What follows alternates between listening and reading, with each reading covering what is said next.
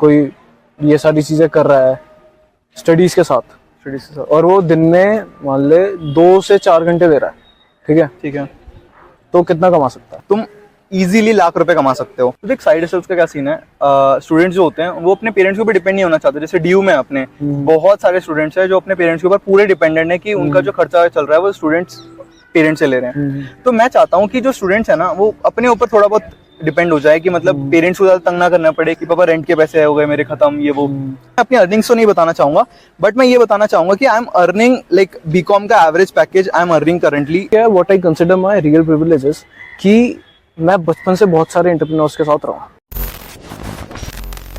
Arshad Kumar and I make videos to upgrade young Indian minds. Hello Shiv, कैसे हो भाई? बढ़िया बढ़िया एकदम। शिव अपना इंट्रो दे दो। मैं शहीद भगत सिंह कॉलेज का स्टूडेंट हूँ फिलहाल, और मैं एक फ्रीलांसर हूँ, एक ब्लॉगर हूँ, एक फूड ब्लॉगर हूँ, और मैं एक वीडियोग्राफर भी हूँ, एक वीडियो एडिटर भी हूँ, और थोड़ी मोटी छोटी मोटी चीज़ें चलती रहती है। मतलब समरी में भाई अपनी तरह ही है। आप ही किस सेम काम है भाई। He is not a normal student, that's why he is sitting with me. बाकी सीधा टॉपिक की तरफ, सीधा टॉपिक पे चलते हैं। भाई मेरे को ये बताओ, आजकल बहुत ज्यादा ना ऐसे साइड हसल वाला कल्चर चल गया है ना, आपको क्या लगता है वो सही है? तो देख साइड हसल्स का क्या सीन है, स्टूडेंट्स जो होते हैं वो अपने पेरेंट्स के ऊपर डिपेंड नहीं होना चाहते। जैसे डीयू में अपने बहुत सारे स्टूडेंट्स हैं जो अपने पेरेंट्स के ऊपर पूरे डिपेंडेंट है कि उनका जो खर्चा चल रहा है वो स्टूडेंट्स पेरेंट्स से ले रहे हैं। तो मैं चाहता हूँ कि जो स्टूडेंट्स है ना वो अपने ऊपर थोड़ा बहुत डिपेंड हो जाए कि मतलब पेरेंट्स को ज्यादा तंग ना करना पड़े कि पापा रेंट के पैसे हो गए मेरे खत्म, ये वो। तो मैं चाहता हूँ कि स्टूडेंट्स थोड़े अपने साइड हसल्स पे जाएं। कोई ये सारी चीजें कर रहा है स्टडीज के साथ, और वो दिन में मान ले 2 से 4 घंटे दे रहा है, ठीक है, तो कितना कमा सकता है? तुम इजीली लाख रुपए कमा सकते हो। लाइक मैं अपने अर्निंग तो नहीं बताऊंगा, 2 to 4 hours 2 to 4 आवर्स। तुम्हारे स्किल्स एकदम ऑन पॉइंट होने चाहिए। बट अगर मैं अपनी अर्निंग्स तो नहीं बताना चाहूंगा, बट मैं ये बताना चाहूंगा कि I am earning like BCom का average package I am earning currently. तो इससे क्या है कि मेरे 3-4 घंटे जाते दिन के, and I am a video editor, तो मेरे कैसे तैसे अपना खर्चा निकल जाता है। मेरे को पेरेंट्स के ऊपर किसी चीज के लिए, ऑडियंस को मैं बोलूंगा कि I can validate his statement, क्योंकि मेरा तो ये दोस्त है और मैं किसी भी रैंडम बंदे को यहाँ नहीं लेके आता, ऑब्वियसली ठीक है। हाँ कंटिन्यू। तो वही है कि मैं एक एवरेज पैकेज बीकॉम का कमा रहा हूँ एक हिसाब से। लाइक मेरा फिक्स नहीं रहता है क्योंकि मैं एज अ फ्रीलांसर काम करता हूँ वीडियो एडिटिंग लोगों के साथ। मेरा मेन बेस फूड ब्लॉगिंग पे है, तो मेरे को फूड ब्लॉगिंग की बहुत अच्छी नॉलेज है। तो अब मेरे क्लाइंट्स का क्या रहता है, मैंने क्लाइंट्स कैसे उठाए, मैं इवेंट्स पे जाता था और मैंने क्लाइंट्स बहुत सारे उठाए हैं लाइक नेटवर्किंग करके। लाइक तुम एक खुद फूड ब्लॉगर हो ना, तुम एक पैशनेट फूड ब्लॉगर हो, तो क्लाइंट्स को वो दिख जाता है कि हाँ भाई ये बंदा खुद अपने उस पर पैशनेट है, तो ये बंदा तुम्हें भी सेम रिजल्ट दे सकता है, वो चीज़ है। और like can you name some of your clients? Like मैं अपने थोड़े बहुत क्लाइंट्स नेम करूंगा जिनके साथ मैं करंटली काम कर रहा हूँ, वो मैं नेम नहीं कर पाऊंगा, पर मैं जो पास्ट क्लाइंट्स हैं उनको मैं नेम कर देता हूँ। HMM इंडिया की सबसे बड़ी फूड ब्लॉगिंग फर्म है, और उनके साथ मैंने इंटर्नशिप की हुई है। भूखा सांड, one of the top food bloggers in India currently भी, और पहले बहुत ज़्यादा उनको यूट्यूब फैन फेस्ट पे भी बुलाया गया था, बहुत सारे इवेंट्स थे उनके, तो उनके साथ भी काम किया मैंने। मेरे बहुत सारे क्लाइंट्स होते हैं, जैसे मेरे कश्मीर से भी क्लाइंट्स होते हैं, दिल्ली से क्लाइंट्स होते हैं, मेरे साउथ इंडिया से क्लाइंट्स होते हैं, तो ऐसे अलग अलग क्लाइंट्स होते हैं और मेरे को हर महीने नया क्लाइंट मिल जाता है। कभी पुराने क्लाइंट्स का कॉन्ट्रैक्ट एक्सपायर हो जाता है, तो वो चीज़ है। क्योंकि मैंने बहुत सारे मेरे दोस्त है यार, बहुत सारे दोस्त है, वो 1 लाख छोड़ 10-10 लाख कमा। ऑल्सो मेरे को पता है क्या लगता है कि तुम कौन सी गेम उठा रहे हो उससे बहुत फर्क पड़ता है। हाँ देख, बहुत सारे अलग अलग फील्ड्स होती है, बहुत सारी फील्ड है जो है हाई पेइंग, और कुछ चीजें हैं जहाँ तुम पूरा जोर लगा लो तब भी you can not make that much money. बिल्कुल सही बात है। जो गेम उठाते हैं उससे तो बहुत फर्क पड़ता ही है, क्योंकि देख टाइम टू टाइम ना फील्ड चेंज होती रहती है। जैसे करंटली मीडिया, उसमें बहुत ज्यादा पैसा है। कुछ साल पहले न्यूज़पेपर्स में पैसा था, बट मीडिया में पैसा नहीं था इतना, समझ रहा है। तो लाइक मीडिया में धीरे धीरे पैसा और बढ़ते जा रहा है। जैसे कंटेंट क्रिएटर्स होते हैं, एक बहुत ही ज्यादा मेहनत वाली चीज है कंटेंट क्रिएटर होना, कंसिस्टेंट रहना बहुत ज्यादा मुश्किल है। बट अगर तुम एक चीज मास्टर कर लेते हो ना कंसिस्टेंसी के साथ, अगर तुम्हारे कंटेंट में दम है, तो आई विल से कि तुम्हारा कंटेंट पक्का चलेगा। And I have seen content creators earning upwards of 10 lakh rupees a month, जिनके साथ मैंने काम किया था। तो दैट इज द थिंग भाई। कंटेंट क्रिएटर्स तो अलग लेवल पे। कंटेंट क्रिएटर्स देखो, अब मार्केट भी बहुत ज्यादा टफ हो चुका है, और बट ये है कि अगर तुम्हारे अंदर स्किल है, अगर तुम्हारे अंदर एक डेडिकेशन है, तो तुम पक्का कर सकते हो। स्किल है, और also if you enjoy the process. जैसे अभी हम वीडियो बनाने का सेटअप कर रहे थे ना, तो हम यही बात कर रहे थे भाई कितना मजा आता है वीडियो बनाने में। भाई कैमरा सेटअप कर रहे हैं, माइक सेटअप कर रहे हैं, it's like a different experience. और जब मैं लाइक एडिटिंग भी करता हूँ ना, उसमें ट्रांजिशन डालता हूँ, कुछ भी करता हूँ, या फिर उसके लिए थंबनेल वगैरह बना रहा हूँ ना, तो ऐसा लगता है कोई किसी ब्लैंक कैनवस पे मैं पेंट कर रहा हूँ। वो क्रिएटिविटी लेवल एकदम माइंड जाग जाता है ना। हाँ जैसे कि मैं फूड ब्लॉगिंग में वीडियोस बनाता हूँ तो उसमें एंगल्स का बहुत ज्यादा सीन रहता है। तो एंगल्स ना एकदम वो एकदम जो दिमाग होता है ना एकदम फ्लो में आ जाता है। लाइक मैं किसी दुकान पे जा रहा हूँ, वीडियोस बना रहा हूँ, किसी फेमस शॉप पे जा रहा हूँ, तो वो जो एंगल्स बनाने होते हैं ना उसमें एकदम क्रिएटिविटी में दिमाग घुस जाता है, फिर तुम्हारा ना आसपास दिमाग नहीं जाता, तेल में तुम्हारा हाथ पड़ जाता है कभी कभार, मैं अपना बता रहा हूँ। तो वो चीजें रहती है, बट वो एक चीज है कि मजा बहुत आता है उसमें, पूरे प्रोसेस को एंजॉय करना होता है कंटेंट क्रिएशन में। तो एक तो पहली चीज गेम उठाओ जो पैसा हाई हो। पेइंग हो, हाँ, हाई पेइंग। ट्रेंडिंग भी नहीं यार, मतलब जहाँ तुम्हें लुक्रेटिव हो। और लाइक बहुत सारी चीजें हैं, कॉपी राइटिंग है, वीडियो एडिटिंग है, वीडियोग्राफी है, फोटोग्राफी है, बट लाइक इनका लाइक उतना अच्छा वो होता है। बहुत अच्छा होता है यार। पता है क्या, अब चीज है कि जो बंदा जितना ज्यादा पैशनेट है ना किसी चीज को लेके, और उसकी थोड़ा लक भी मैटर जैसे करता है। कॉपी राइटिंग में क्या है, इजी बहुत है, कंपटीशन बहुत है, कंपटीशन बहुत है, तो they are not paid well. I totally agree with that. But अगर तू टॉप 1% या टॉप 10% भी देखेगा तो बहुत ज्यादा अच्छा अर्न कर रहे हैं। उसकी पहली बात स्किल पे आती है, सेकंड चीज होती है तुम्हारा लक भी मैटर करता है। लोग बोलते हैं कि लक मैटर नहीं करता, सिर्फ हार्डवर्क मैटर करता है। मैं कहता हूँ थोड़ा सा भी लक मैटर करता है। मैंने देखा है कि जो वीडियो एडिटिंग है, जैसे मैं वीडियो एडिटिंग फील्ड का हूँ, मैं पहले बताता हूँ, मैं वीडियो एडिटिंग फील्ड में हूँ। वीडियो एडिटिंग तो हाई पेइंग है, वो हाई पेइंग जॉब है, बट उसमें क्या है, उसमें जो स्किलफुल बंदा है ना एकदम, उसके पास नेटवर्क्स ना होने की वजह से वो बहुत ज्यादा मार खा जाता है। अब जैसे मैं हूँ, अब मैं ये नहीं बोलता कि मैं एकदम प्रोफेशनल वीडियो एडिटर हूँ, मैं ये नहीं बोलूंगा कभी, बट मेरा ये है कि जिस हिसाब से मेरे स्किल्स हैं उस हिसाब से मेरे को ज्यादा पेइंग जॉब मिल जाती है, बिकॉज मेरे पास नेटवर्क्स अच्छे हैं। बंदा टैलेंटेड होता है, ठीक है, बट उसको लैंग्वेज नहीं आती है ना। बहुत सारे लोग हैं जो लाइक फ्लुएंटली इंग्लिश नहीं बोल पा रहे, सही बात है। उनकी बॉडी लैंग्वेज नहीं है, सॉफ्ट स्किल्स नहीं है, पर्सनालिटी अच्छी नहीं है, तो उसकी वजह से वो बहुत चीजों पे मिस आउट कर देता है। तो इसमें मैं ये बोलना चाहूंगा, और कुछ बंदे होते हैं जो लाइक बहुत एवरेज है ना, जिसकी स्किल्स भी उतनी अच्छी नहीं है, बट उसकी पर्सनालिटी इतनी अच्छी है, ओवरऑल एक पैकेज है वो पूरा बंदा, समझ गया, तो like he is paid well, क्योंकि उसको अप्रोच करना आता है, उसके सॉफ्ट स्किल्स अच्छे हैं, तो वो बंदे को अप्रोच कर देता है। और पता है क्या, एक होता है कि डिल्यूजन देना अपने क्लाइंट को। मैंने बहुत देखा है, इस फील्ड में बहुत होता है, अपने क्लाइंट को डिल्यूजन दो कि तुम्हारा जो फाइनल प्रोडक्ट आएगा वो ऐसा आएगा। तुम उसको पूरा कर पाओ ना कर पाओ वो तुम्हारे बात की बात है, तुम एक डिल्यूजन दे देते हो क्लाइंट को कि भाई मैं तेरे को ऐसा फिनिश प्रोडक्ट दे दूंगा। उससे क्या होता है, क्लाइंट एकदम फैसिनेट हो जाता है। अब जो बंदा असल में उसको वो फाइनल प्रोडक्ट दे सकता है ना, वो बंदा इतना पैशनेट नहीं होता, कभी कभार इतना फ्लुएंट नहीं होता अपनी वो क्या कहते कम्युनिकेशन स्किल्स में, इतने सॉफ्ट स्किल्स उसके अच्छे नहीं होते, तो उस चक्कर में कभी कभार वो लैक कर जाता है। पर वहीं मैं एक एवरेज वीडियो एडिटर को लूँ या एवरेज एक वीडियोग्राफर को लूँ, अगर मैं उसके फाइनल प्रोडक्ट की बात करूँ, तो कम्युनिकेशन गैप बहुत ज्यादा रहता है क्लाइंट्स और उसके बीच में। तभी अब नेगोशिएशन स्किल्स वो भी बहुत मैटर करते हैं।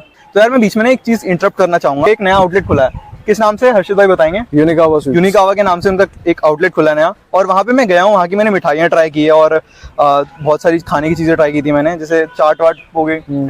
तो वही मैंने वहाँ पे जाके ट्राई किया। एज अ फूड ब्लॉगर मैं कह सकता हूँ कि बहुत ही अच्छा आउटलेट था, बहुत ही ज्यादा क्लीन आउटलेट था। मैं इनके किचन में भी गया हूँ और बहुत ही ज्यादा क्लीनलीनेस जो होती है ना, हाइजीन एक बहुत ज्यादा बड़ा फैक्टर होता है खाने में, तो वो बहुत ज्यादा अच्छे से मेंटेन किया हुआ है। तो आई वुड सजेस्ट कि चेकआउट कर सकते हो आप लोग। तो अगर आप खाने के शौकीन हो मेरी तरह, और अगर आप ग्रेटर नोएडा रहते हो, बहुत ही ज्यादा कैडी शॉप है, आप जाके बिल्कुल ट्राई कर सकते हो। अच्छा भाई मेरे को बताओ कि बेस्ट साइड हसल अभी क्या है? देख, सबके लिए अलग अलग हो सकती है, बट मेरे लिए मैं प्रेफर करता हूँ वीडियो एडिटिंग को, क्योंकि मेरा अर्निंग जो पैटर्न रहता है वो सेम रहता है ऑलमोस्ट, लाइक थोड़ा बहुत फ्लक्चुएट करता है मंथली, क्योंकि मेरे क्लाइंट्स अलग अलग होते हैं। और मैं अगर इन जनरल बात करूं तो इन जनरल वीडियो एडिटिंग सबके लिए नहीं बनी और ग्राफिक डिजाइनिंग सबके लिए नहीं बनी, बट ये एक चीज है जो सबके लिए बनी है एक हिसाब से। अगर कंटेंट क्रिएशन में कोई आना चाहे, अगर किसी के पास स्किल्स हो, तो कोई कंटेंट क्रिएशन अच्छे से अगर मास्टर कर ले, अगर उसको डेडिकेशन हो, थोड़ा पैशन हो उसका। अब ये है कि रिजल्ट्स मिलना बहुत स्लो प्रोसेस है कंटेंट क्रिएशन में, क्योंकि यूट्यूब पे या इंस्टाग्राम पे व्यूज आना बहुत ज्यादा, थोड़ा मार्केट कॉम्पिटिशन टफ है, तुम्हें अटेंशन ग्रैब करनी होती है व्यूअर्स की। तो वही चीज़ है, अगर तुम अटेंशन ग्रैब करना सीख जाओ तो बहुत ज़्यादा बढ़िया चीज़ है कंटेंट क्रिएशन, तुम बहुत ज़्यादा कमा सकते हो कंटेंट क्रिएशन से। और हम भी कंटेंट क्रिएटर्स ही है। यार कुछ कह रहा था, मैं भूल गया, कोई बात नहीं, अभी आई थी बात।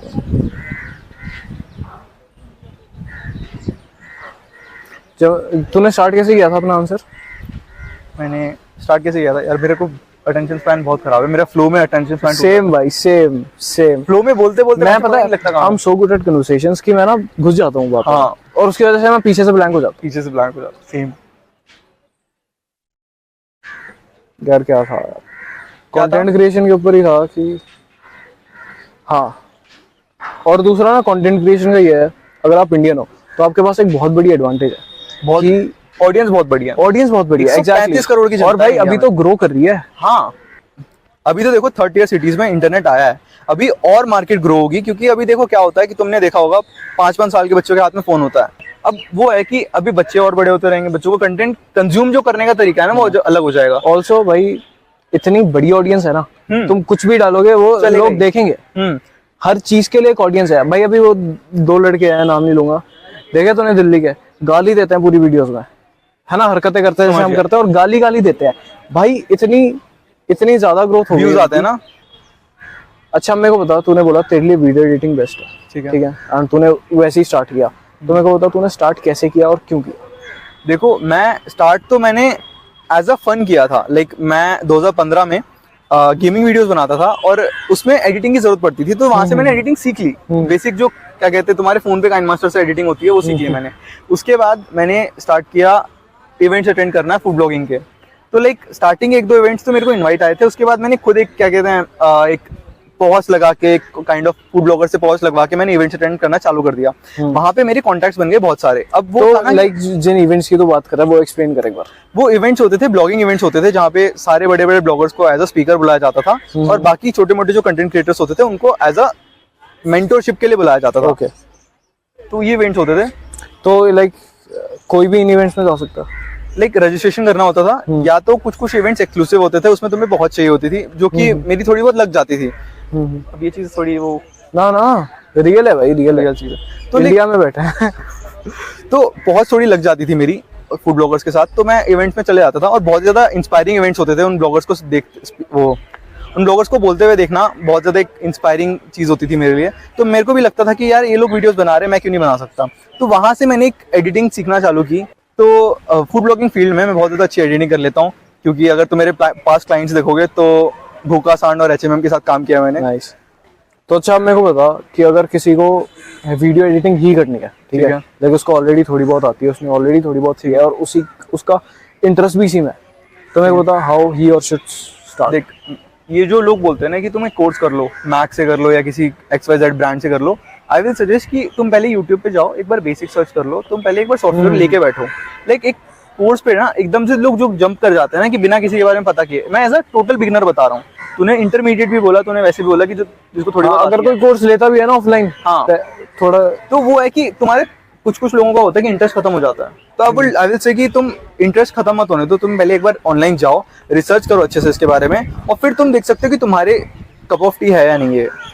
जैसे अगर मैंने भी किसी चीज का कोर्स लिया ना, तो लाइक मैं पहले उसके एक दो ऑनलाइन कोर्स करता हूँ। सही बात है, फ्री वाले। हाँ ऑब्वियसली, और कुछ पेड भी, लाइक बहुत जो माइनर पेड भी, हाँ, है ना। देन जो लाइक कॉस्टली ऑफलाइन कोर्स होता है, फिर उसका फायदा है। सही बात। अगर तुम डायरेक्ट उस पर जंप कर रहे हो तो उसका कोई फायदा नहीं है। फायदा नहीं है उसका। तुम्हें बेसिक नॉलेज होनी चाहिए।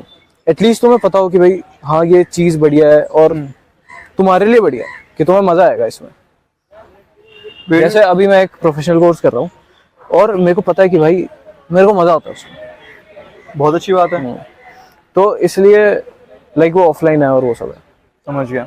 ऑफलाइन कोर्सेज का ना मैं ये बोलूंगा कि अगर तुम्हें करना है ना, करने में कोई बुराई नहीं है, बट एक बार उसको ऑनलाइन चेक करो। अगर तुम एकदम एग्जैक्ट बिगिनर हो ना, तो तुम एक बार ऑनलाइन उसको चेक करो, एक दो कोर्सेज कर लो ऑनलाइन जो यूट्यूब पे फ्री होते हैं बिल्कुल। जैसे वीडियो एडिटिंग का मैं बताऊं, अगर तुम्हें करनी है तो video editing how to learn type करो यूट्यूब पे, दैट इज इट। 3-4 वीडियोस आएगी, हिंदी इंग्लिश तुम्हारी जो प्रेफर्ड लैंग्वेज होती है सब लैंग्वेजेस में मिल जाएगी। तुम जाके चेक करो और बहुत ही ज्यादा इजीली एक्सप्लेन होता है। तो तुम्हें ऐसा कुछ मतलब ज्यादा दिमाग लगाने की जरूरत नहीं पड़ेगी। There is no rocket science in that. ठीक है, और बता कुछ। क्या कितने मिनट की होगी?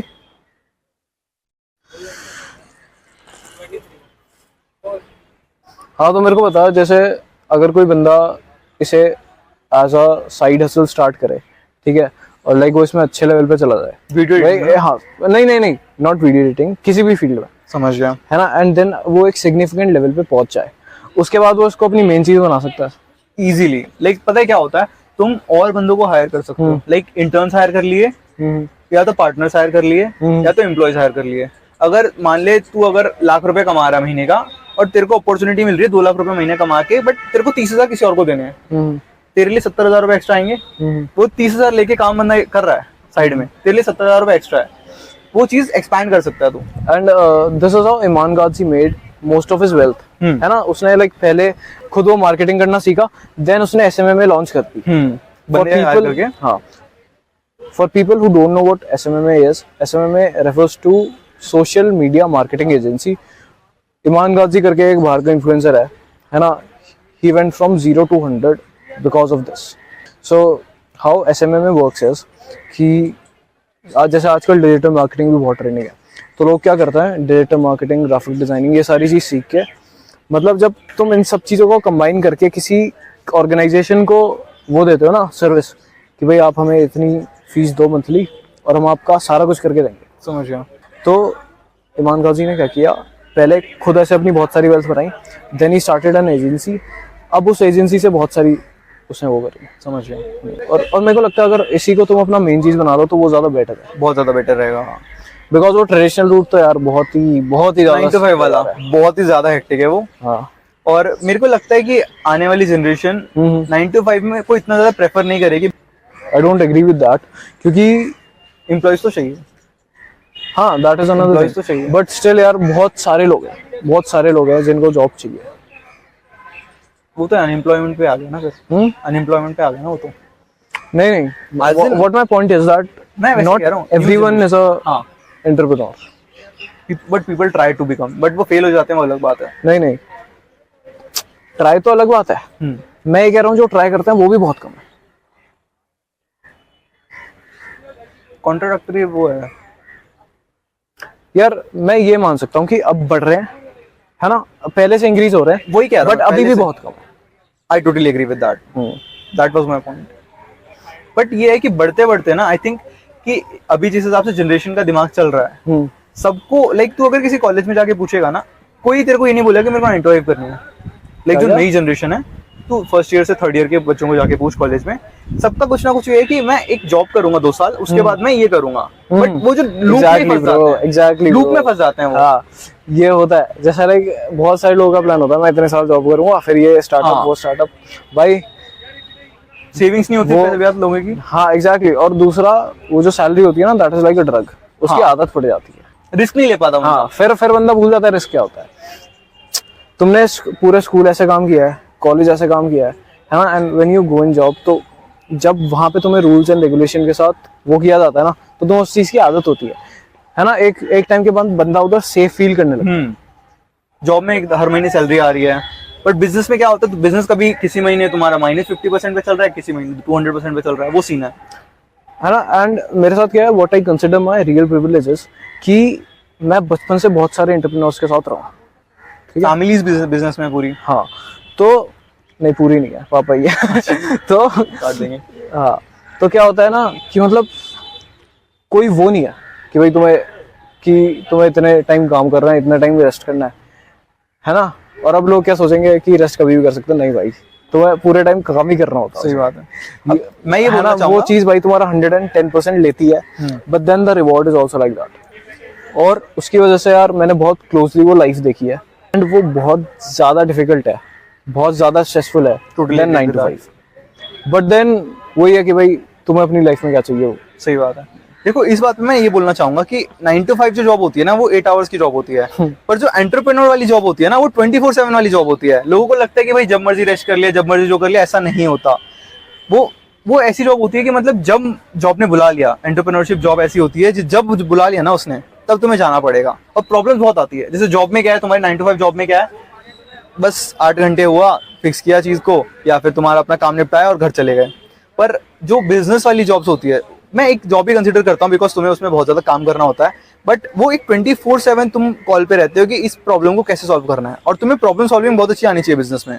ऑल्सो भाई, जैसे बहुत ना आजकल मैं लाइक इंस्टा पे देख रहा था, 8 घंटे की स्लीप, ये वो, and I somehow agree with that. ठीक है, बायोलॉजिकली वो करेक्ट है, पर मेरे को लगता है कि जब कोई बंदा रात को काम करता है और 1 बजे सोता है ना, फिर उसका लाइक दिमाग में होता है 5 बजे उठ के ये करना है, 4 बजे उठ के ये करना है, फिर जब वो उठता है ना भाई, उसका नशा अलग होता है। अलग ही होता है। हाँ, लाइक मेरा स्लीप शेड्यूल एक टाइम पे ऐसा ही था कि मैं 6 बजे सोता था सुबह, बिकॉज काम मेरे पूरा पता है, मैं नाइट आउल हूँ। मेरे को रात को जो फोकस होता है ना काम पे, बहुत ज्यादा क्रेजी फोकस रहता है, क्योंकि आसपास कोई आवाज नहीं है, और कोई डिस्ट्रैक्शन भी नहीं है, ना फैमिली का डिस्ट्रैक्शन है, ना कुछ आसपास आवाज चल रही है, प्योर फोकस रहता है। एक बार मैंने रात को 4 बजे तक वीडियो एडिट करी थी, बट मैं ना 7 बजे उठ के नहीं कर सकता कुछ।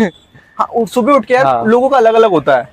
मैं लाइक मेरा कैसा है, मैं जिम जाने के लिए सुबह 7 बजे उठ सकता हूँ, हाँ। और मैं एडिट करने के लिए सुबह 6 बजे सो सकता हूँ। हाँ, तो समझ। मेरा वो है कि मैं 1 घंटे की नींद में भी कभी बार काम चला लेता हूँ, बट वो है कि वो हेल्थ फैक्टर में बहुत ज्यादा डिसएडवांटेज है वो, मतलब तुम बहुत ज्यादा हेल्थ इश्यूज फेस कर सकते हो अगर तुम मेरी तरह करोगे तो। नहीं यार, मेरे को लगता है बॉडी फिर माइंड को फॉलो करती है। If your mind is healthy then कोई वो लॉन्ग टर्म फॉलो मत करना। लॉन्ग टर्म के लिए ये 1 घंटे 4 घंटे वाली स्लीप अप्रोच ठीक नहीं है। शॉर्ट टर्म के लिए अगर तुम मान लो बर्नआउट कर रहे हो खुद को, कुछ एक तुम्हारा कुछ बिजनेस चल रहा है, किसी कुछ प्रॉब्लम ज्यादा आ रही है कुछ बिजनेस में या तुम्हारे फ्रीलांसिंग में, तो तुम कर सकते हो कि मान लो 3 घंटे की नींद ले ली तुमने, 4 घंटे की नींद 3 घंटे तो बहुत कम है यार। Like 4 to 5 is okay. 4 to 5 is okay. 4 to 5 मेरे ख्याल लॉन्ग टर्म भी चल जाएगा। लॉन्ग, हाँ चल जाएगा, 4 to 5 इज ओके। अगर, क्योंकि भाई obviously if you are working towards something that is worth it, तो भाई तुम्हें सेटिस्फैक्शन तो उसकी रहती है, मोटिवेशन रहती है। सेक्रीफाइस करना पड़ेगा तुम्हें उससे। एग्जैक्टली। और भाई उस सेक्रीफाइस में भी मजा ही आता मजा ही आता है। है। हाँ।